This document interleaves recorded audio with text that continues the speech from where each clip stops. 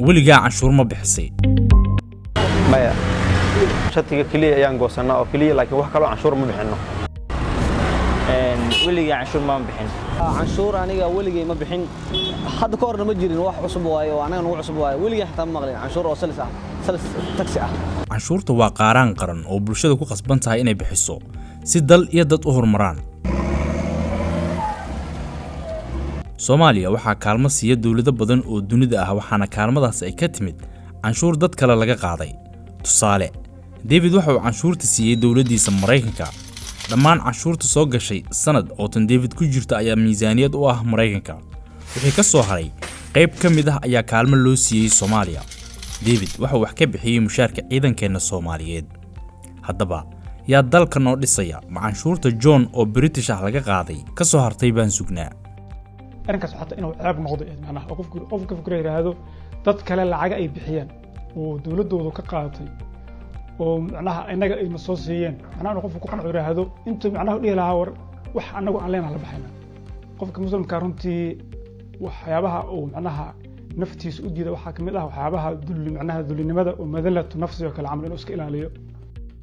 Cabdi Sheekh waa Soomaali Mareykan canshuurta dalkiisa labaad waa uu bixiyaa العلس إلى $7,000 معناها عشورتها $7,000 waxa ay ku kooban tahay oo kaliya cashuurta laga jiray sanadkii la soo dhaafay 2017 cashuurta marka waa cashuurta kaliya oo markii la isku daray waxa macnaha waxabihi aan shaqeeyay la isku daray cashuurta yaa 7,000 cashuurta kale oo nolol maalmeedka ah ka soo qaado kale waxa laga yaabaa maalintii inaad dhowr meel wax ka gaartid ka soo qaado meel ka gaartid $5 meel ka gaartid $10 meel ka gaartid $1 adiga lacag macna aan la xisaabin karin. canshuuraha waa dhowr nooc tan laga qaado dadka caadiga ah dakhliga soo gala wadamada caalamka waxaa kaalinta koobaad iyo labaad kaga jira Belgium 42.8% ayaa laga jaraa mushaarka qofka kaliya ah.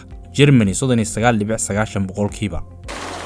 canshuurta dakhliga Soomaaliya cid bixisa oo wixii soo galay laga xisaabtamo ma jirto marka laga reebo shaqaalaha dawladda. canshuurta shirkadaha ganacsi laga qaado waxaa kaalmaha hore kaga jira wadamada caalamka. Imaaraadka waa 55%. waxaa ku xiga USA 38%. ganacsatada Soomaaliyeed shirkad bixisa canshuurtan ma jirto oo sanadka marka uu dhamaado la xisaabtamo. haddaba maxay tahay canshuurta dawladda qaado oo ganacsatada Soomaaliyeed ay diidan yihiin?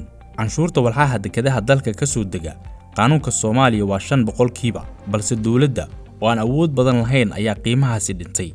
sidaas oo ay tahay ganacsatada weli ma ogola iyagoo bixiya canshuuraha dalalka kale ay ka ganacsadaan sida Kenya.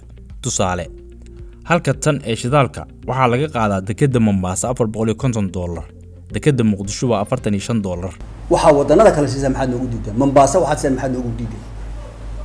bal ee sheega waxaad siisaan xaqiiqadu waxay tahay waxa weeye ya tankii petrolka ahaa Mombasa $450 baa laga qaadaa. anaga waxaana siiyaan tankii 45. hadda bal qiyaasta calculation ka adigu gal oo dadawna kala xukuma anaga iyo business na kala xukuma.